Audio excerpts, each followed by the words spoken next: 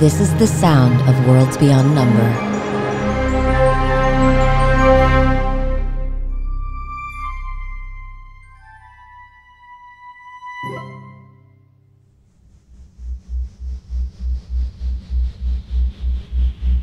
Whirling through the air, spinning, making its way towards the ground. A single link of sausage bounces on the carpet from the open mouth of Ursulon.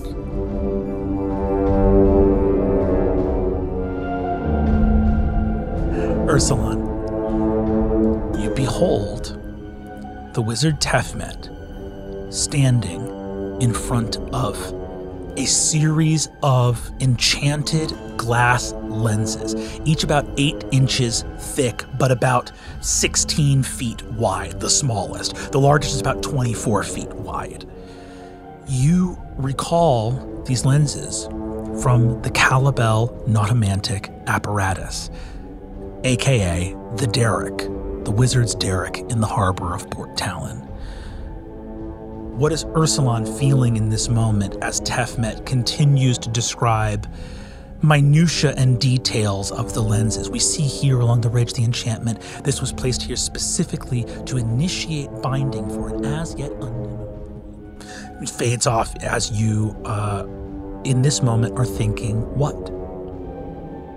Ursulon, I think, loses track of his body. He's not thinking about the food in his hands or in his mouth. He's just thinking about the nauseous, shaking feeling that he had when he stood up there with Morrow as he gleefully turned on the derrick. And subconsciously is going to rise and kind of enter the space with the witches with his hand on his sword. Tefmet, in the middle of speaking, we believe that this magic may be 3 to 5. Hello, hi, sir. Sorry. Hello. And Tefmet steps back and puts their hands up as Ursulon approaches. Where did you get those? These, you see that Indri looks over and looks to you, Ame, as a member of your retinue asks a question. Where did you get those? Tefmet looks to Indri, looks back to Ursulon. These were collected from a warehouse in the city of Cairo. They weren't destroyed? No. They were recovered. Our understanding is they were recovered from a shipwreck of some kind by the island of Akam. Ame feels a deep, drowning feeling in the pit of her stomach. You can almost hear those waves, the screams of the wizards. Just remembering the mournful gaze of Nurhan. I clear my throat and just to sort of remind Ursulon of my presence, and if he wishes, a smell of chamomile and lavender.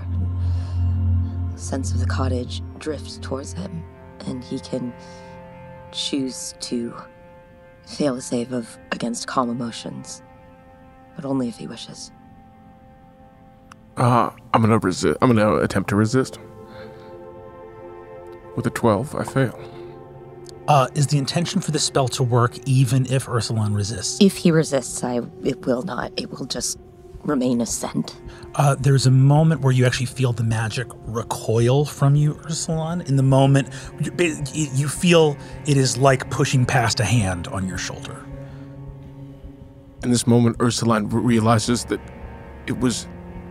he should not have spoken, but he's not going to move. Tefmet looks to you and says, these were recovered from a warehouse. Our understanding was that they had been recovered and were on their way to the Citadel. Do you recognize anything placed upon these tables? Ursulon will look at Ame. We have not encountered them directly, but have heard rumors. Give me a deception check. And insight check from Ursula. Yeah. 13. 18 insight. Ame's lying. And your fellow witches look to Ursulon and see his reaction and know that you are lying. You see Grimoire says, "What? This reaction to a thing you've heard of? What did you hear of? Giant glass lenses?"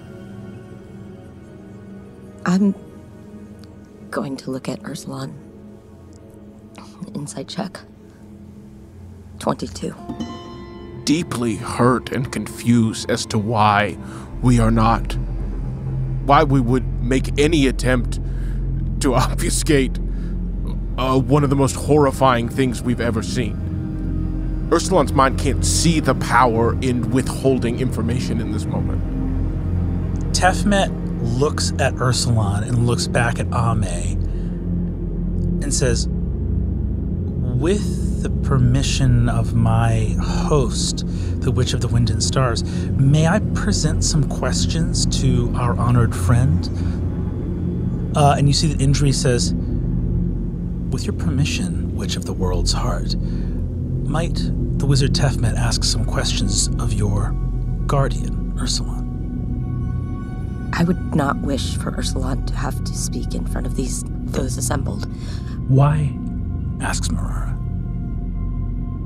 If I were to discover evidence towards controlling and capturing of witches, I would not wish to discuss such a truly troubling thing in front of a large group.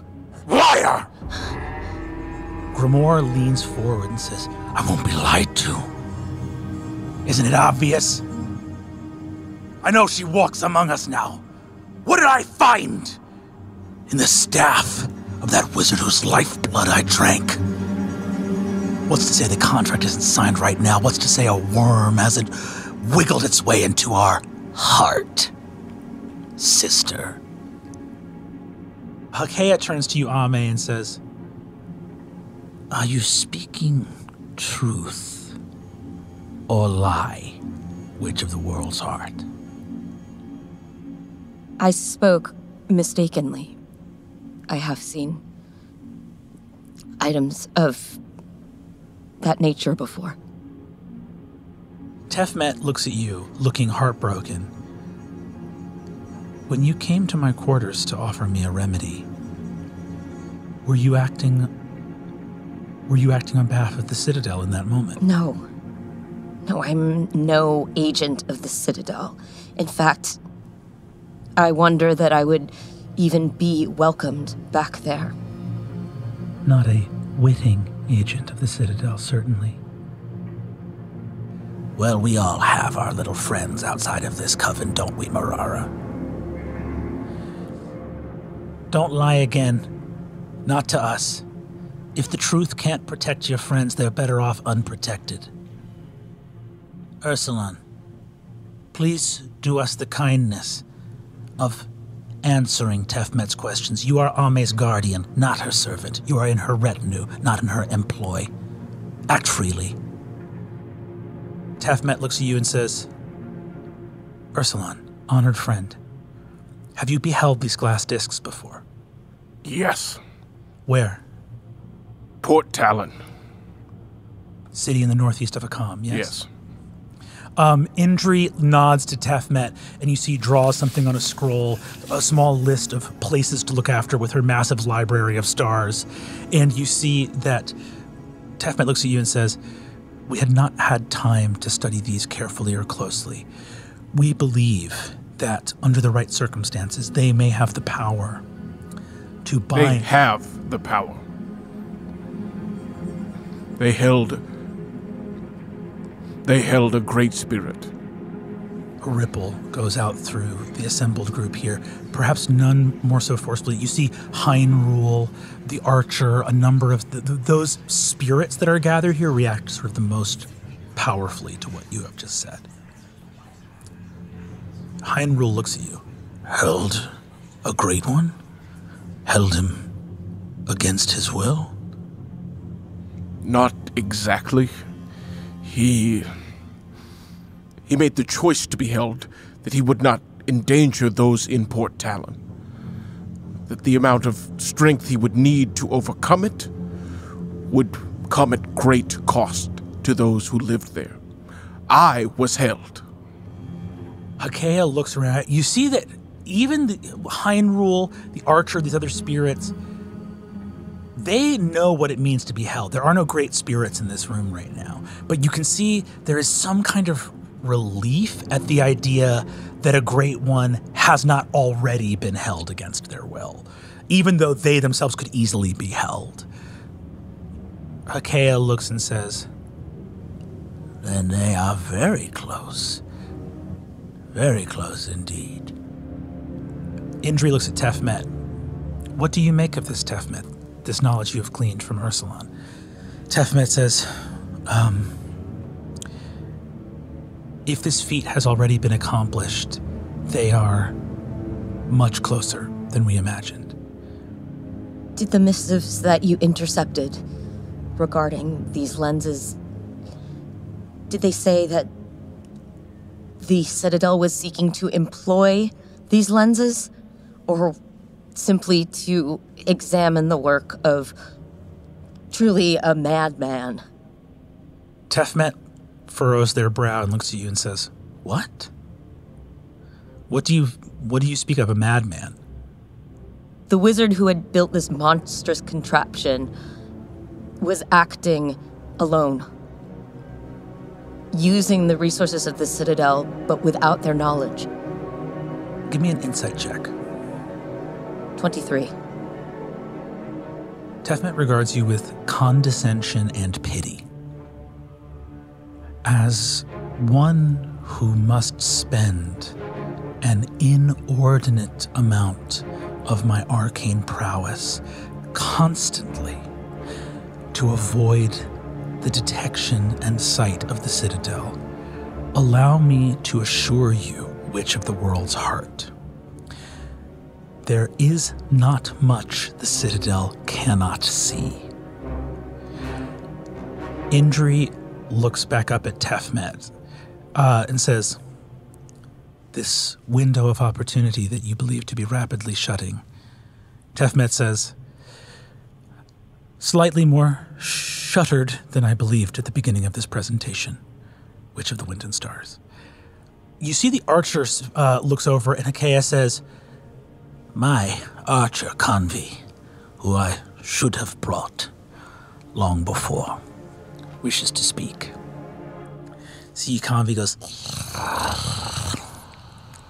I am not tread the world of Umura for years long, aside from Hakea's bidding. In the skies of the world of spirits, I have seen strange clouds move against the wind. In the surface of a great gray lake, where footprints of leather boots left upon the surface of the water.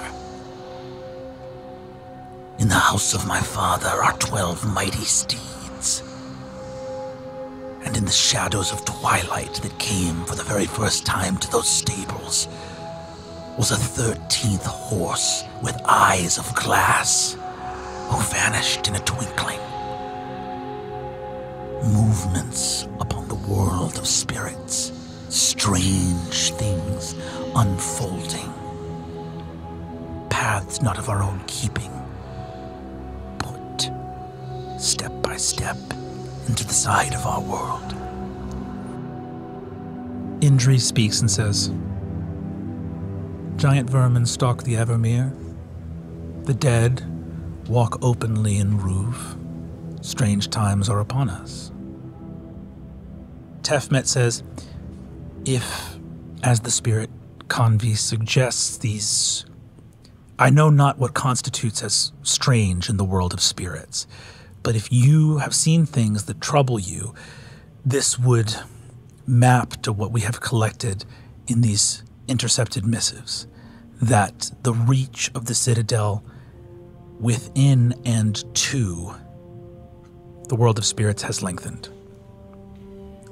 Even now within their armies there are conjurations, spirits not merely bound but created. Marara speaks and says, the Tamori. Tefmet regards the coven.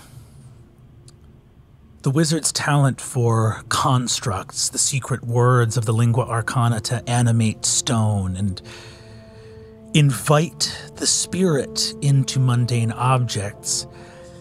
Their talent for constructs now passes to not only animate stone and wood and straw, but to animate magic itself, to invite the life-giving breath of the world of spirits into breath, nested.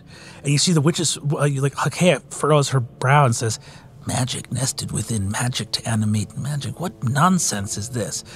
Tefmet steeples their fingers. The majesty of the spirit touches the world of the real, and the sublime becomes mundane. And when the mundane reaches back to the sublime, we are capable of creating great nonsense.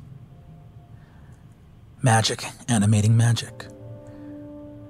I have not come here to sour the coven against wizardry itself. Without the gifts of my library, this knowledge could not have come here, but our reach is limited, and there must be some answer to the Citadel, and it cannot come from us. We are not strong enough.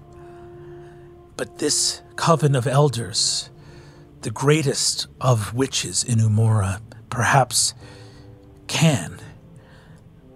What resources we have are yours, but there are no resources greater to us than the resource of knowledge itself, and that is what I have brought here to make a case before the Coven of Elders. The time for scuttling and scurrying and hiding and worrying and searching for answers is at an end. More research is not a luxury we have the time for. The time for action is upon us. The words of the wizard Tefmet are well taken. Tefmet offers knowledge, but knowledge is not wisdom. Information of the actions of the Citadel we understand, and amongst this coven have each of us abjured and commanded spirits who stepped from boundaries and attempted to harm their brethren or those of the world of Umora. What I believe we now behold is not the abjuration and binding of spirits for ends of the spirit nor magic itself,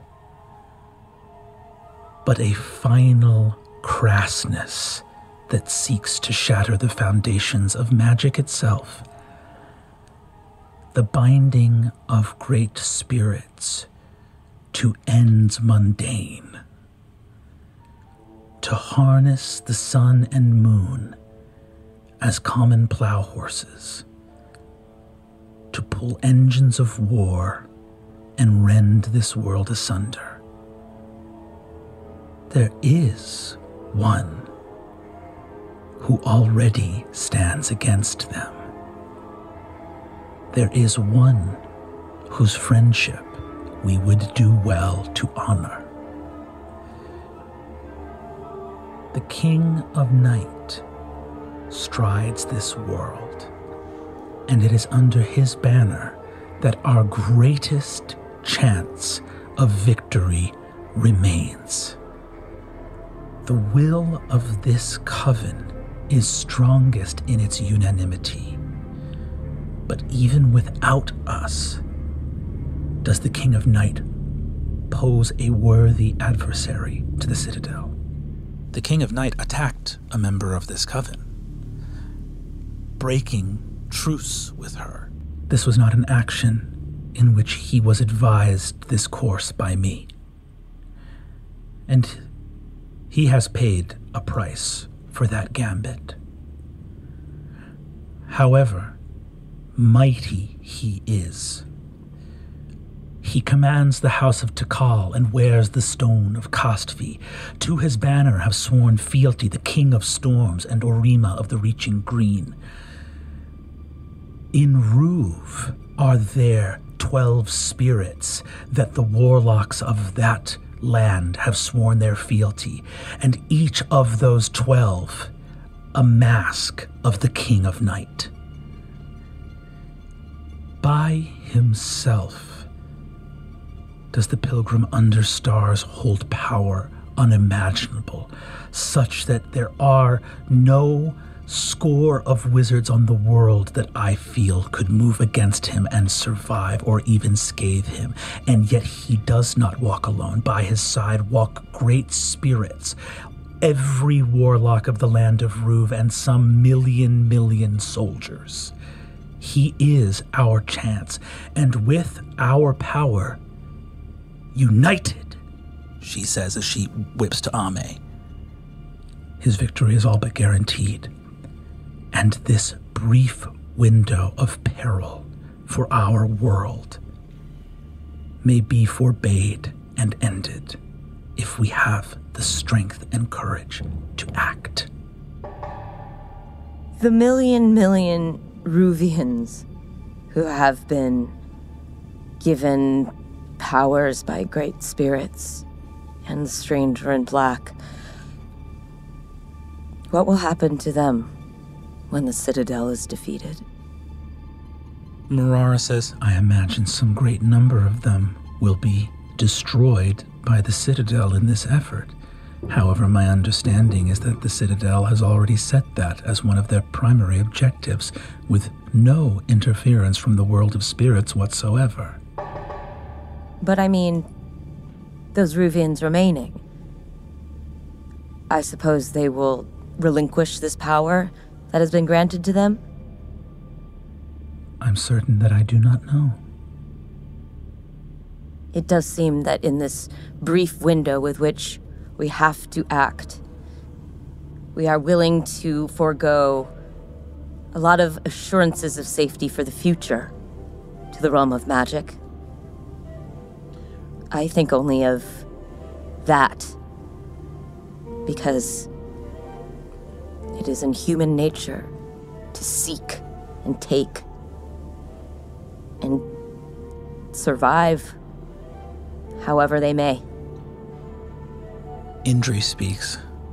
Well, sister, for the future to be protected, it would do us well to first ensure that it occurs at all. Marara, thank you for your advisement. Do you wish to put this forward before the Coven as a motion? I do. Very well. Then, as a matter of Coven interest, we will hold a vote on whether the Coven shall join the King of Night. You see, she turns and says, Marara, you have refrained from asking for this vote before. Do you truly wish to ask for it now? Marara says, perhaps a brief recess before the vote. Very well, a brief recess before the vote. The vote will occur in conclave chambers, solely with the Coven of Elders. Thank you very much to the Wizard Tethmet and to Marara for your wisdom, guidance, and information. I believe we have some business of adding new witches to the Coven of Elders. Is that still a matter of interest to you, Witch of the World's Heart? And do you imagine that these new witches might tell us the truth or lie to us? I should hope that they have a dedication to the grand truths that we all seek. Helps to honor the grand truths by sticking to the little ones as well. You were kind enough to point out that while we believed that your station may be headed for destruction, that I had isolated some interesting candidates for new witches. However, given that your station has not been destroyed, and given the impressive business that now befalls the coven, I fear that an invitation to join this coven at this hour may be quite an effort to foist and invite junior witches with untested stations to potentially join the banner of the Pilgrim Under Stars and march against the Citadel. Not exactly a welcome invitation. However, I'm interested in what your perspective might be, sister, as this topic was introduced by you. Well, we have yet to address the vote for the prior topic. But as for this one, I don't see why we can't at least anoint new stations and perhaps see that the witches that are studying to take over those domains have an amount of time to prepare themselves. Indri sort of cocks her head. You see, Marara actually looks at you, and looks back at Indri, and says, I believe the Witch of the World's Heart speaks wisely. I'm all for new witches on the Coven of Elders. More's the merrier. Yes, you do love merriness, Marara. Full pack is strong. Well, that's all right with me. There used to be 13. It'd be hypocritical for me to say there shouldn't be more witches, otherwise it just would have been a one-woman coven for the past 1,000 years. Do we need to vote on this addition of new seats to the coven? It seems we are in agreement. Of course, I already have some candidates in mind as the host of the conclave. I would be more than happy to make my recommendations to the coven and, on getting back to you. Fiddle, you don't need... the wand knows. The wand won't work if it's a bad job. It needs a real witch. You don't need to check in with me. I'll be busy. Don't bother me. And you see, she says, just take the wand, induct who you want. She looks at Indri and points at her and says, I know how you feel about group project anyway. You see, she says, if you're willing to induct somebody, then they already have my vote because you're so icy. As the newest member of this coven, I would love to be a part of the selection process.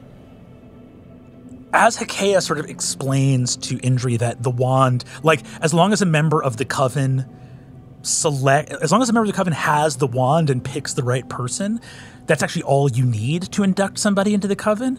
You see that Indri turns to you, Ame, and says, of course, sister. I have so many worthy candidates in mind, and I'll be sure to let you know as I approach each and every one.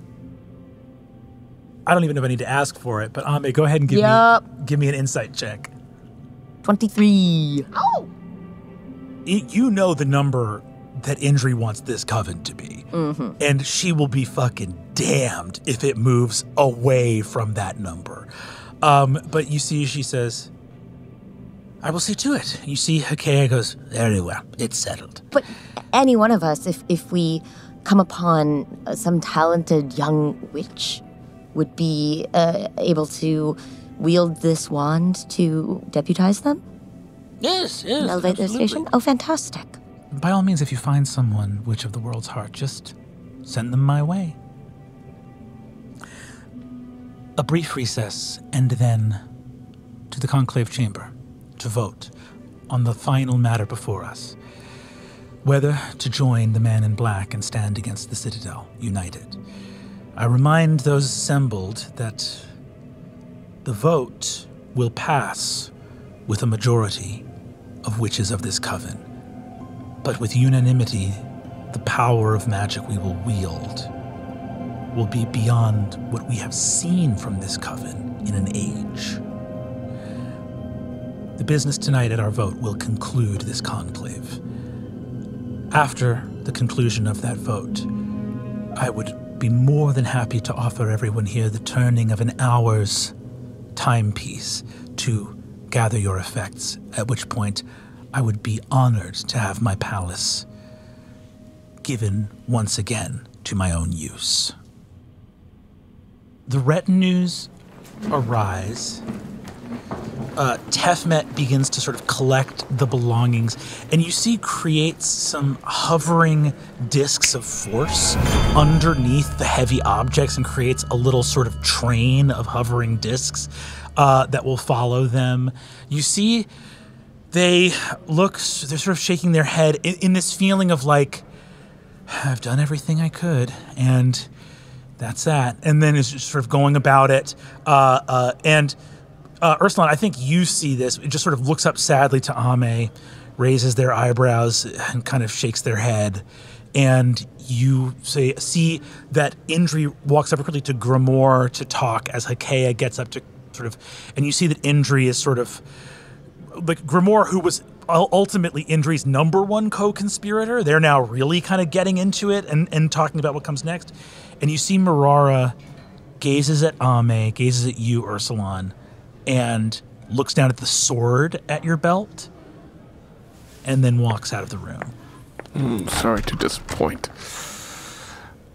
Ursulon, I think, kind of in the shifting when Marara got up, kind of moved back to a more respectful distance, and I think is just waiting for Ame. Ursulon, I'm sorry.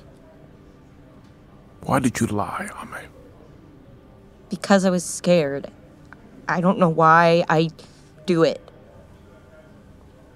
I'm supposed to be a bridge between the world of humans and spirits. And I wish that all witches were bent towards their duty. But everybody has their own aims and goals, and I would see those lenses and the wizards that build them destroyed. But I love Suvi, and we were at the Citadel. We know it's more complicated than that. But what do you want? What would you have me do? I would have you do what you think should be done. Ah! Ame, you are the witch of the world's heart. You are the wisest person I have ever met. I trust you. And I believe in you. I too love Suvi. But I hate the wizards that she works with. The man in black wanted to kill Grandma Wren because she stood against him. Not with the Citadel, but with her friends, with the optimism that two hands could clasp one another, turning away from weapons of war. And yet she believed it so hard that she would have forfeit her life, that she did forfeit her life. I want the strength to stand against this too. But what they're doing is abhorrent. And I wish I could just unreservedly say that we should march against them. But I can't. I can't. My duty is to bridge these worlds. Because what is going to happen if we side with the man in black and destroy millions of humans?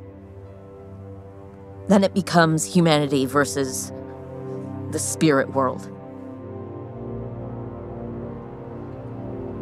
We move from this moment to the keep of the world's heart and a golden bridle on a table. What an energy. Well, I'm having a great day. We've nailed it. I'm a little sleepy, but I've got time. All right.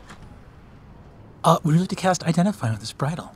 Yeah, Suvi had intended in the morning to scuff her sort of like ritual sigil, but kind of forgot to do it and was like, oh, great, I can get like a little bit of extra work done. I think there's just like a little bit, there's a little too much anxiety about whatever weirdness Tefmet's got on deck. So Suvi doesn't really have an instinct to like take a nap and is just going to try to rally. So yeah, I try to be like very careful. I'm not trying to go through all of Ursulon's things, but like wherever you left the bridle, I would go and grab it. Probably in the room that Ame reserved for me, where there's an untouched bed and a giant coat. I probably wore the coat. So there's a coin, a dagger, and a bridle. Sweet. Easy to find. I've got it in my hand. Great.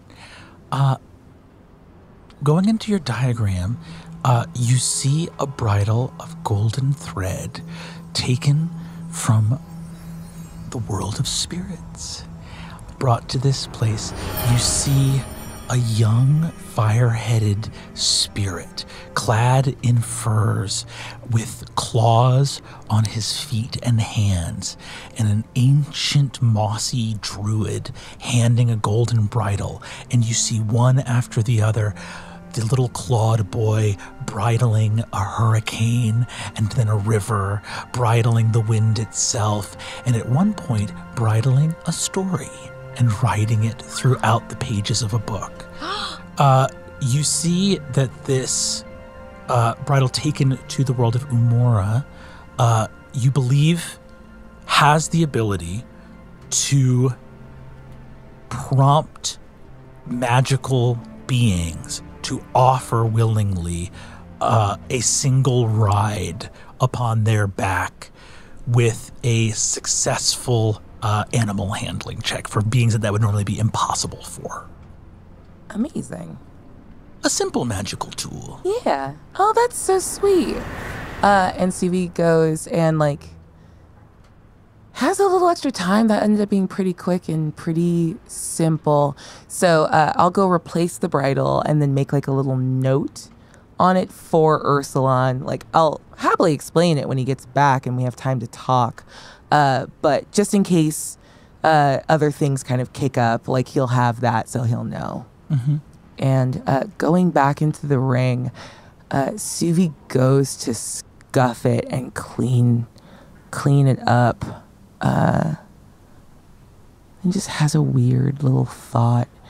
And again, was kind of hoping that the bridal would take longer so she wouldn't keep thinking about Tefmet and replaying the ways in which she wished she could have like intimidated them or get some information out of them. And, like, it's a thing of like, yeah, going it over and over again in your head, the interactions, and you're like, is there something a little more interesting I could have done? And then there was like something at the very end with Tefmet like casting a spell on themselves that was like what Suvi cast earlier, and Suvi's like feeling a way about it, and then remembers that identify doesn't only work on objects. And she thinks about the fact that when she showed the box, the anxiety, the reason she wanted to walk away and not show it to her friends was she didn't know how to explain what it was because she didn't understand what it was, because she didn't understand why she had it. And it's just an errant thought. And it's probably nothing, but she's here. And she knows the spell. It's much easier in her hands with the casting that she's learned from her parents and their notes. So she's going to turn Identify on herself one more time to see if there's any magic on her that she doesn't know about.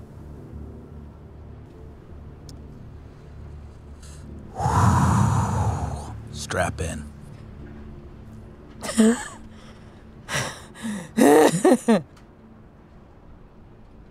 Standing in the middle of this ritual diagram, you begin to cast.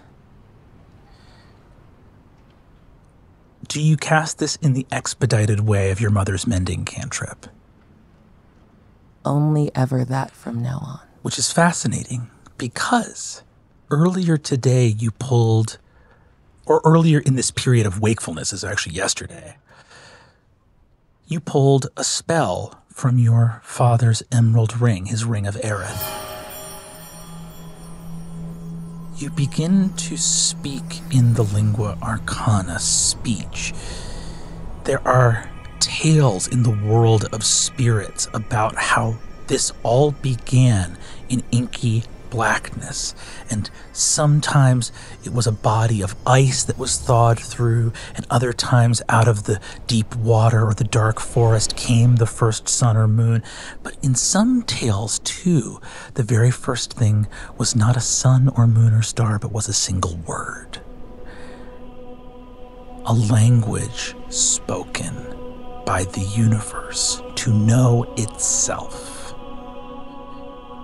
And of all of the things that presuppose magic in a creature, the first is knowing. To know is the condition of those who would work their will upon the world. Will, wonder, workings of magic, and the word.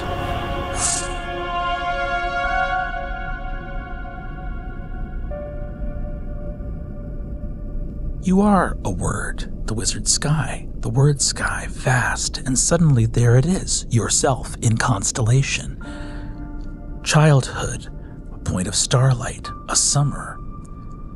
Stars in the southern skies, a book, a scroll, a ride to Grandmother Wren's, traveling doors, circles turning upon circles.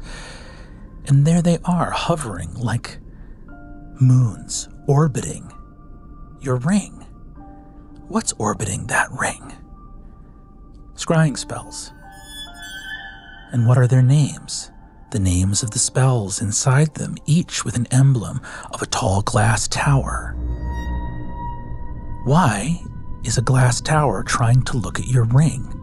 Why did it try to look at your ring 4 times yesterday after you cast that spell? Odd. And you see that they can't touch the ring. These spells are holding in space.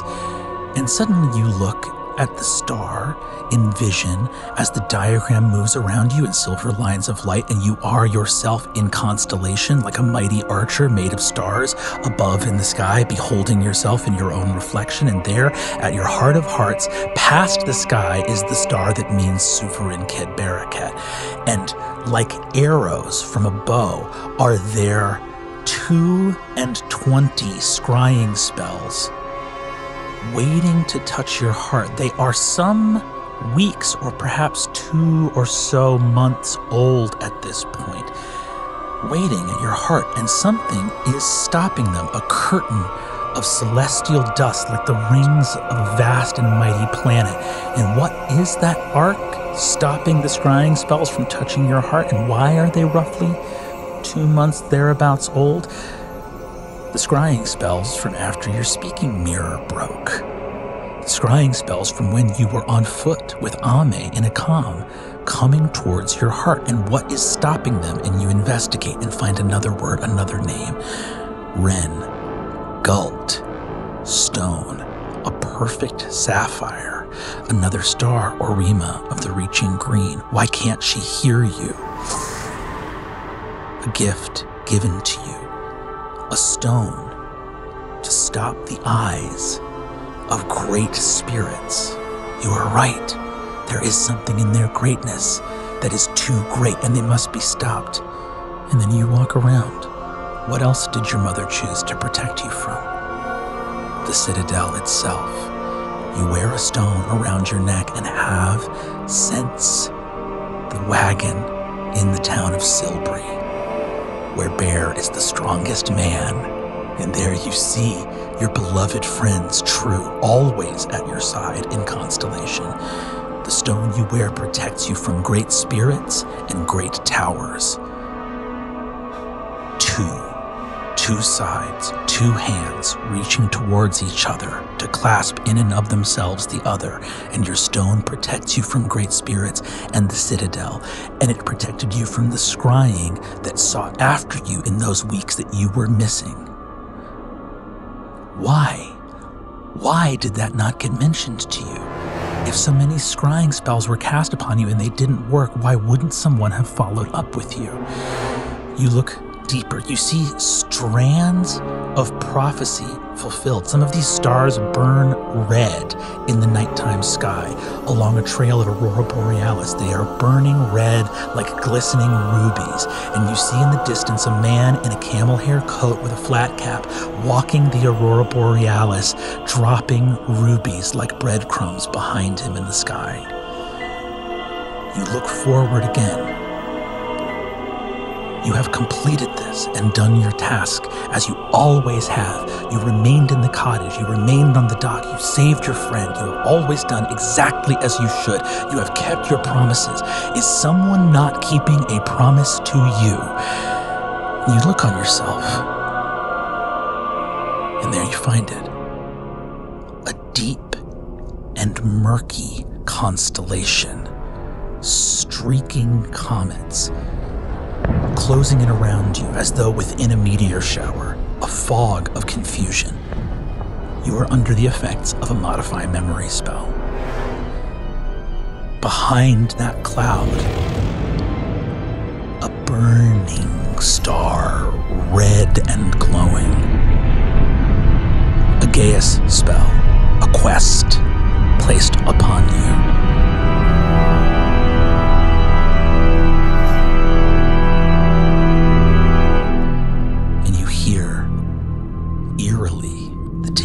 The rain road played in reverse, and hear the mirrored scorpions clacking against the stones of the Library of Stars. Suvi's on her knees in the middle of the sigils she built out of chalk and sand. It's white like the sand of the desert. What? Why? What did I do? What was done? She scuffs the sigil immediately. I don't know what to think. I don't know what to do. I have to trust someone. I don't know who to trust. The doors to the keep open, and Ame and Ursulon enter. Sky. What's the matter? I'm gonna take my coat off and put it around Sky. Are you all right? No. Are you hurt? No. No. Something's wrong with me. I don't know what it is. And Suvi can't catch her breath or make eye contact or stop shaking. The fox runs over to the area where Ursulon's been sleeping in just sort of like a pile of clothes and stuff, and pulls a small blanket with his teeth and begins to pull a blanket over to Suvi. I go to boil some water. I think reflexively, similar to Ame at the end of Arc 1, Ursulon is going to cast protection from evil and good, not from any sort of like meaningful place, but a true, his worry for Sky kind of magically manifesting in this space. Ursulon touches a hand to you, and you smell soap, like from a bath given to a wild thing. I am so sorry. Suvi. I trapped you here. No. I did what I tried to do the right thing. Sky. And I ruined. Sky, no. Stop. I don't know the right thing to do. If I know, I'll do it. I'm so sorry. Ursulon is just going to breathe with Suvi in this moment. I think kind of with his coat, kind of wrap his arms around her and just breathe, hoping that the feeling of his chest swelling will evoke a feeling in her. Ren came to this palace many times from the cottage outside of Toma, so many of the belongings in the keep are Ren's. You look down and see the rug you are on, surrounded by this blanket. You recognize this rug.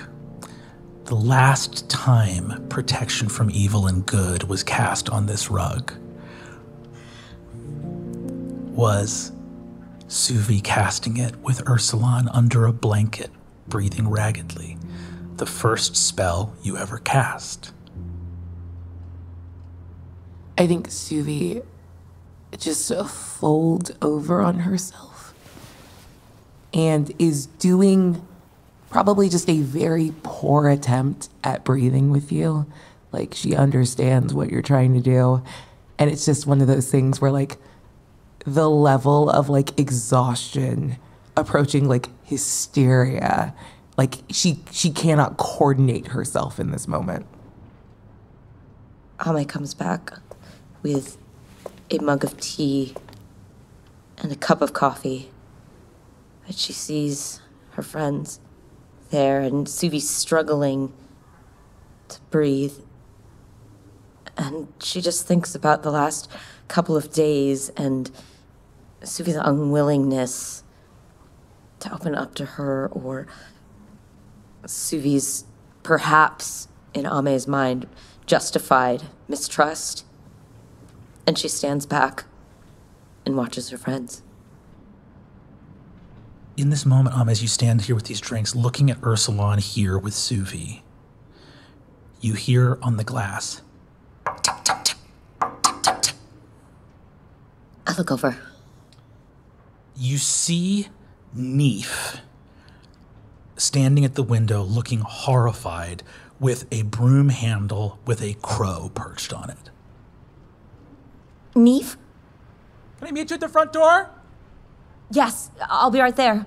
I move to take the glasses from Ame. I hand them off. Thank you. At the front door, as you open it, Ame, Neef looks at you and says, and you see that the crow, who you have not heard speak, goes, A word with you is desired by my mistress Marara. Yes, thank you, by all means. What may I call you? flies away. Ooh. Thank you, Neef, for carrying the messenger. I landed on the broomstick and wouldn't take off. I'm sorry. And you see that Neef runs off into the snow. Oh, thank you. Ame closes the door and comes back in to collect herself. Returns to her friends to check on Suvi. Suvi is, at this point, I think, grabbing onto the rug, and I don't think it's in her. She probably would have lost herself a little more if she didn't hear that there were other people around, but she can't pull herself back from it. It's too much. She's exhausted.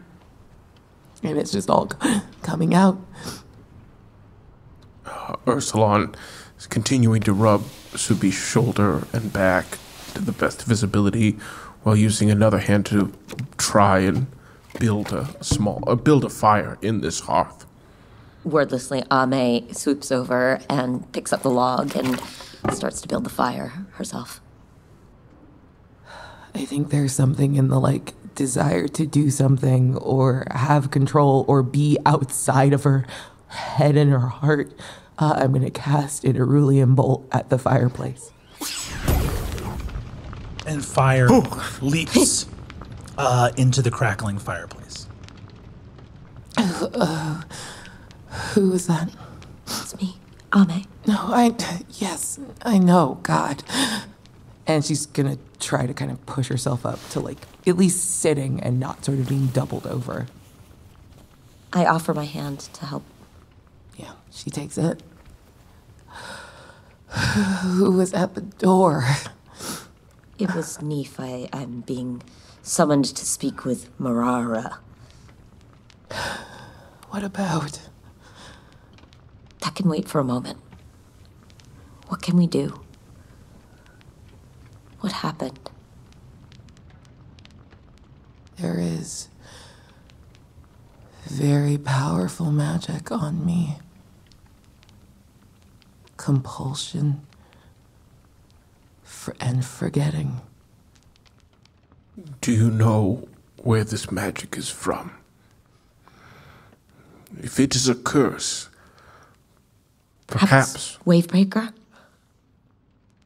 Suvi gives a look that, for all of her rough edges, she is pulling back a lot of initial instincts and strong initial reactions. And the look she cuts at both of you at the idea of turning Wavebreaker on her after what Ame just went through is unthinkable and doesn't have the bearing to see the attempt at kindness behind it. And it just takes a little too long to pull that back. Okay. I think the hand not sort of clasping her own chest, the other one is reaching for Ursulon in that very childlike way when nightmares would drive her into the pile of us and she would clutch at his fur to ground her. I just need a minute. Tell me about what you did, and I'll have time to think. Maybe a simpler problem. Ame and Ursulon exchange a look. Ursulon looks terrified. Ame looks at Ursulon like, well? Ursulon looks at Ame with similar energy. Suvi looks at the fox. They elected me to tell you. Oh, it's that bad. The wizard Tefmet said a bunch of scary stuff that I didn't fully get. It had to do with the Citadel. Marara said that the man in black wants to destroy the Citadel. They're going to have a vote about whether that should happen in less than 1 hour. I couldn't even have a fucking mental breakdown. Why is there never enough time? Fuck! The fox leaps up. Duh! Honestly, in your ascent to full wizardhood, you are, when you say fuck like that, thunder peals outside. I pat the fox. His fur he is a complete sphere of orange fur. He's like, I'm calm. I'm actually calm. Yeah, you're doing so good, fox. There is never, I have found, a good time for a mental breakdown. This one is, though, as you say, particularly bad. Your thing first, though. No. What can we do? No. The Citadel there's a vote. There have been multiple instances of Citadel wizards like Guildmage Morrow. Guildmage Morrow is an Empyrean wizard. He is not of the Citadel. The lenses that he crafted were on their way to the Citadel. What do you mean? They intercepted. Who is they? Don't shake your head. Who is they? The Antivalist and their associates. The Antivalist intercepted the lenses headed from where to the Citadel? I suppose the derrick. The lenses were recovered in a warehouse and then being sent to the Citadel. Okay. There were other artifacts of the Citadel venturing into the spirit world. Of Okay. breeding and creating spirits. What? Yes. As well as using some form of teleportation door, an ancient one, to attempt to pull a great spirit into the real. That's incredible magic. How did the Antivalists know? They had artifacts from these places as well as intercepted missives. Messages. From Citadel Wizards. Plans discussing how to go about doing that? Yes. And you saw them. You saw them all. And you know that wasn't... Did you... Is there any world in which a wizard who refers to themselves as an Antivalist, the stated nemesis of the Wizards of the Citadel, might have misrepresented, misplayed, overplayed their hand in presenting this evidence? You were there with me, Suvi, on the derrick. You saw it! I'm sorry. No, it's fine. You know what these people are capable of. I know what some are capable of. There are many ways to explain away a lot of these things, Suvi, but it is undeniable that... What? What is undeniable? That the machinery of the Citadel is being turned towards subduing great spirits. What evidence do you have of that? The lenses made. The derrick was an act by the Scepter's chorus. You saw that with your own eyes. I did. When we brought it to steal the sword of the Citadel, she was on her way. On her way to do what? Exactly what she promised. And how do you know that? Because I trust her with Well, my I life. trust Ame and the witches of this covenant. They tried to kill you an hour ago. And you would trust them? They tried to kill me and Grandmother Wren because we stood against the man in black and his aim to destroy the Citadel. Grandmother Wren collaborated with your mother and with Gult. Keep my mother's name out of your mouth. No. Your mother was kicked out of the Citadel for standing up for what she thought was right. Your father released spirits from the archive. They risked everything for their principles. And they were of the Citadel too. So when your sisters brought forth a motion to destroy my home, what did you say? Witch of the world's heart, whose job it is to advocate for both spirit and humanity? They did not ask for my vote yet. And yes, when they do, I will object. But do you think that the Citadel represents all of humanity? I don't think the Citadel represents all of the Empire. You do your research. You discover the secrets of the lingua arcana. What do you bend it towards? What did you learn in your school, Suvi? How to use magic. For what? To improve people's lives. To travel and share knowledge. To survive in the face of a world that sees destruction at the hands of other people, at the hands of spirits. You believe that? You do. I know you do. And I know Steele believes that too. I think that there are so many wizards that do. But when faced with overwhelming evidence that there are well-funded, well-supported aims that seek to subjugate others, wouldn't you stand up against it? Even if it meant standing against the Citadel. What are you asking of me? Would I condemn the Citadel to oblivion? No. My family lives there.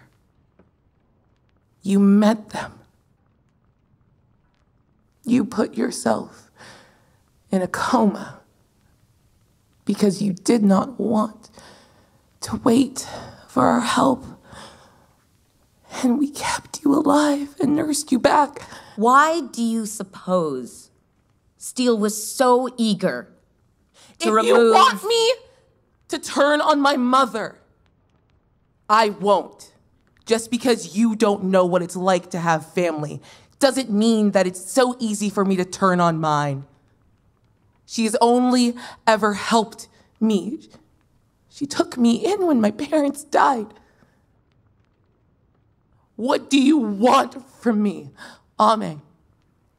I have bent the last 3 months of my life to helping you, breaking your curse, abandoning my post, nursing you back to health. And then in a moment of great crisis, when you decided that you didn't trust my home or my family, you betrayed it. You betrayed me and you left. And I still came and did my duty. And the first time, I would ask you to have just a modicum of faith in me. A little compassion. You can't find it. Isn't that your job? Or do you only reserve that for spirits? I am so tired, and I'm sad, and I'm scared. There are millions of other humans that are, as we speak, preparing to march against the Citadel. Whether they have my support or not, it will happen. The power of great spirits turned against the Citadel.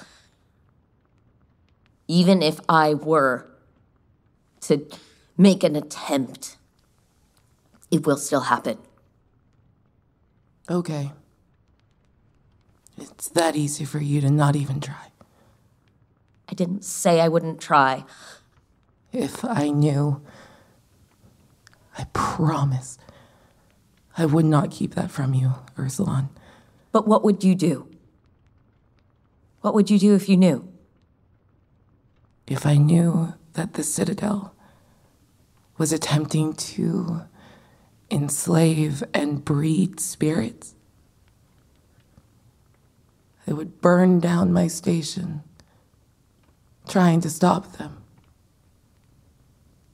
and walk away if I couldn't. Then walk away. Because it's happening. You're so quick to believe the worst about every aspect of my life.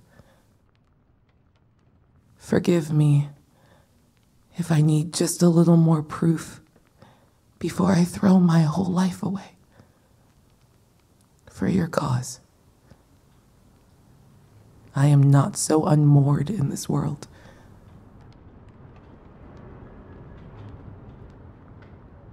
The aurora borealis crackles overhead, and with the distant chiming of bells within the palace, Ame, you know the hour of conclave approaches. You're going to go speak with Marara? Yes. And what would you have me do? Do you think they will let me leave? I don't know how the vote will go. But just like my mentor, I will stand in the way of any harm, leveled fully at the Citadel. And I turn around, and I walk out towards Marara's. I promised you the same, and so did Steele. and you still ran!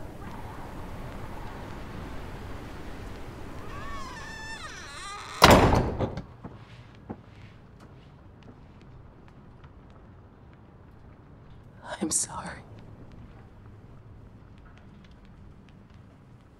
Snow swirling, stars twinkling, as they do, as they have done these nights past. Perhaps the stark and frigid majesty of this place is losing a little bit of its charm as the witch of the world's heart moves through the courtyards towards the keep of the waning moon. Ame, playing back the argument in her head, just almost muttering to herself. What am I supposed to do? The fox treads beside you and looks up. Yep. You don't say. Not now, I don't. You continue on through this courtyard and arrive at a grand staircase descending down into the pit below the tall tower of the full moon. Deep in the pit underneath, the stairs descend to wrought iron and a heavy-set gate with latticed bars of metal across small windows gazing out. Portcullis raised at the beginning of a massive dungeon. You hear of a crow from within the shadows as you approach. Hello? The doors swing open. A sister of the waning moon? I was told that you wished to speak with me. You behold in the shadows a fluttering of feathers as the crow flies and lands on a step beneath. You asked what you might call me. Mm-hmm. I am Cross. It's a pleasure to meet you, Cross. I thought perhaps you were upset with me for asking, but, I see. No. This way. Flies into the shadow. The fox goes down the steps with you, and as you enter the shadows, feel the cool of stone hard to see down here. But ahead of you, swimming into view, that fuzzy shape of beholding the bone-white mask in deep darkness. You can't even see its features, just that something reflects the near absence of light in this space. The doors slam shut behind you. I am glad. It seems that we are both alive, as this was not the intention of our sisters. I am grateful to be here with you. Gratitude. Yes. The mask begins to swim up through space as Marara stands from whatever unseen thing she sits upon here in the darkness. The mask is higher than you remember. It moves at a strange angle. You hear something else moving, and you wonder how large Marara's body is in this space. Give me an insight check. 18? You aren't sure on an 18 what might be lying in the dark here. But you hear Marara say, Are you nervous, sister? Not nervous, just exhausted by the day's events, as you might imagine. Oh, I'd say so. Lying to your sisters like that, there's a fair number of curses you've exposed yourself to. Somewhat embarrassing, I would say. Well, first of all, I misspoke when I said that we had not seen them before. And second of all, I really don't feel embarrassment the same way that a lot of other people do, so there's that. Oh, I understand. I've not come here to taunt you. I've come here with the precious few minutes we have to speak to you of unanimity. Perhaps Grandmother Wren never fully communicated to you the power that is wielded by this coven when it moves as one. Hakea, Grimoire, Indri, all were prepared. If unanimity could be reached. You worry of the lives of humans. How many lives might have been spared if we acted 10, 20, 50 years ago? How many lives might have been spared if we had acted before the flames were this hot? I am not a bad witch. I am not wicked. I am not cruel. I observe and hold my station, and though many mortals dare not look upon me and see abomination, I am not abomination. I am a truth ill-regarded by the common folk of this world. A child dies in the arms of its parents. The moon wanes, and a tyrant dies in justice, and the moon wanes. It is not my fault that my station is not celebrated. I adhere to it and serve it as best I can, and for that service am I a devoted and observant witch. Wren was a bad witch. Wren did not observe her station, not in truth. The world's heart, the buzzing of bees, the marching of feet, the building of walls, great towers, many hands working together. And what do they build? More than mugs. Ame. I am not a bad witch. And your mentor, the greatest witch that ever lived, tied our hands and ruined what possible future we might have had. Now the bloodshed will be great because we dallied, because of her eternal optimism. So you do remember Mr. Whiskers?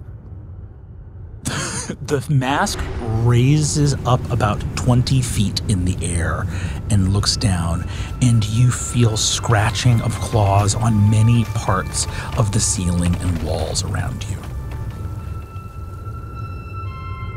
Wren was devoted completely to her station and into teaching me about the importance of balance. There are no easy answers. Do you think that by wiping out the Citadel that suddenly humanity will be saved and that humans will seek their thirst for knowledge and for understanding the unknowable? And you would align yourself with another empire to do so, and with great spirits who have their own schemes and plans. You do not need to be wicked or cruel to be wrong, to be mistaken. Grandma Wren wasn't just optimistic. She was practical.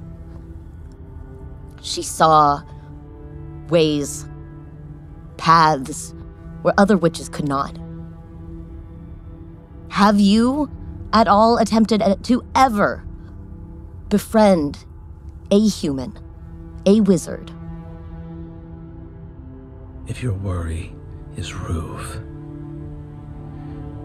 and its monarchy, I could speak to the man in black, reserve some concession for your station. If the Citadel falls, perhaps it is your words that could give some design to the world of mortals once it was brought to heel. No, it's not Ruve. It's humans. Even amongst the powerful witches who are supposed to be bending all of our efforts towards bridging the spirit and the real. We saw how machinations almost destroyed the two of us. That machinations and selfishness and greed has already destroyed, I'm certain, others of the Coven before us. You speak of Indri. I speak of those who plot for their own personal gain. Give me an insight check with advantage. 23. Even in the dark, you heard Marara's words for the first time, when the mortal world is brought to heel.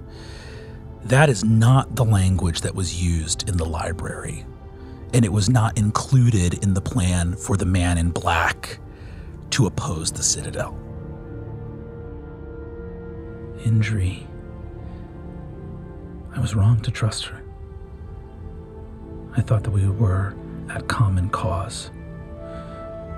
I do not know why she wished to destroy me as well, knowing the importance of the coming war. I cannot say. Ami.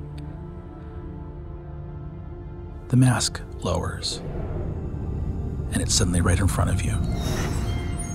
I am afraid.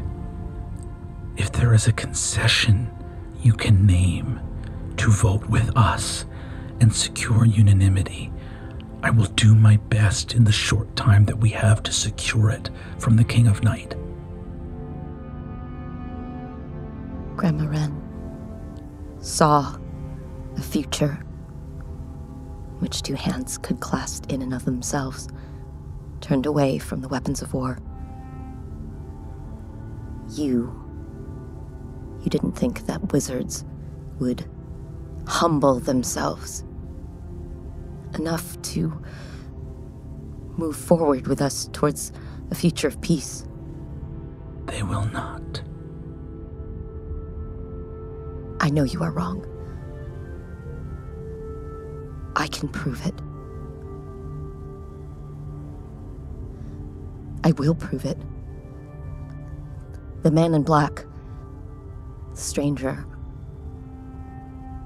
he gave me 1 year from when he appeared at my door before he would return again. I ask for the remainder of that year. A wizard, many wizards, in fact, helped to stop the machinations of the horrible, horrible man who built that cage for the Great Spirit. I saw many in the Imperium give their lives for it. What can I do to prove that they can turn away from this brutal domination? That they can turn their back on it and learn to live with us? Proof. You ask of proof. Perhaps our truths are so far removed that there is no proof that can travel from one domain unto the other. If it is, as you have said, then the man in black is walking down the road to your front door. And when he reaches that door, we will have our unanimity. Farewell, Ame. I shall see you in the conclave chamber. Maybe in the year to come, some accommodation can be made in your station in its remaining months, that we would understand that the world's heart beats like the drums of war, and your station is not one of rolling pins and knitting needles, but leather boots and engines of war. We shall see. The doors open. As you turn to depart and ascend the steps with your fox and arrive at the snow, wondering at the impact of your words on the Witch of the Waning Moon, you hear a whistling through the air, and on the stones in front of you shatters a kitty cat mug.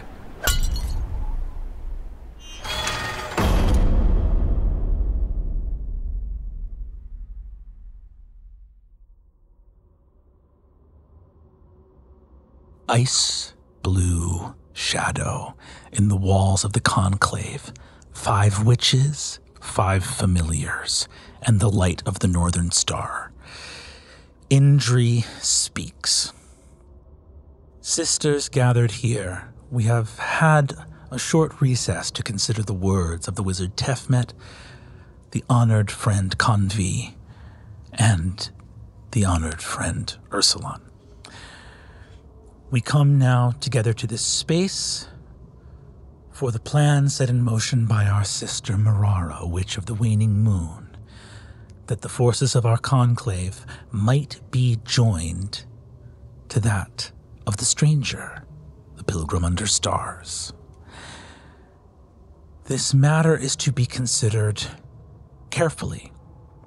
Our conclave will join in this effort, but our sisters will contribute in the manner that they see fit. No sister can be compelled to act in service to the conclave against her will. Unanimity in this regard, should all witches act together, would bring with it the promise of covenant and the weight of our connection to the spirit, shared across our vast and sundry domains, would bring with it a conviction to the King of Night and a surety of our victory. Do any now object to holding the vote in this moment? You see here she looks at Marara. Marara does not look at her. Indri cocks her head to the side. The long-awaited vote is here. Let's see if all that waiting was worth it. And here she looks at Ame. We put now to the Coven of Elders whether we shall join in aid to the man in black and seek to topple the tower of the citadel, and with it, the crown of the Khemsarazan Empire. Are there any statements now that need be made? Just a few questions, if I may. By all means, put your questions forward. So, this is an effort of everyone, spirits and mortals, in which this conclave against the Citadel. Yes? The might of this coven would seek to join the man in black, yes. Meaning those witches who vote yes will not only join his effort, but bring some tools of the covens to their bearing, though they will not compel such service from their sisters who vote no. And when humanity has fallen, what then? You see, Grimoire looks and says, "The war is not with humanity, it is with the Citadel." Ah, I see. My mistake. And we seek to lend our aid against the Citadel and to level the entirety of that great city. That's correct. And the leaders of the Citadel, they have been brought to parley with us already? Well, no, Witch of the World's Heart. There has been no parley, for we do not yet constitute a side in this conflict. Well, but witches are always meant to mediate conflict, yes? And this war has been going an awfully long time. The man in black has not yet shown his hand to the Citadel. They do not yet know that he moves upon the world in this way. Yes. This would be... So we would surprise them. That is correct. without asking them if they would be willing to turn their machinery towards more productive things. You see, Indri rubs her eyes and says, while official parley has not been commenced, this coven has granted numerous opportunities for the Citadel to turn its gaze from this project. There was a member of this coven who was given charge to undertake that upon her own request, and for some 30 years did Grandmother Wren stop our hand to engage on the path that you now lay forth. That time is concluded. Grandmother Wren was enabled to complete her work, in large part due to the effects of a curse upon her and myself. But now that she is gone, and I am here, the new Witch of the World's Heart, my station secure, the curse removed, is it not fair that I should not get a chance to try to continue her work? How about it, sisters? Do you want to give the kid a shot? And you see that Indri looks at the others and says, no. Grimoire shakes her head no, and Marara also voices no. The matter put forward before this conclave is a vote, sister. Yes or no. Your vote and your path is your own. Wren bought all the time the conclave cared to spare, and most would argue it was too much already. Blood. And you hear as she bites her lip and starts bleeding down her chin. The time for blood is here. Take it up with the spirit of your mentor past that you didn't get your chance. I would assume that the blame for that would not lie on her doorstep, but on the doorstep of whoever cursed her. But I suppose, yes. Go ahead. Let's vote on the time of blood, as opposed to seeing if we can turn the machines of war into the plowshares. Go ahead, Ame. Give me a persuasion roll with disadvantage. 17. We move then, sisters, to a vote. Yea or nay. Whether we join the King of Night in his war or not. Sisters, I vote yes. Let us hunt. I vote yes. Hakea looks at you, Ame, as does Indri. I vote no. Indri looks at you. I vote no. Marara and Grimoire both turn to Indri, looking, no insight check necessary. Grimoire is enraged at Indri, who she's realized has just opted out of this thing. Hakea looks at you and says, Looks like they left the deciding vote for old Hakea. I've been asleep for far too long. Thank you for waking me up like the gentle rain to the forest floor. I think I might have taken a shine to you, young Ame. The Woodland Green votes yes. Let's tear that tower down.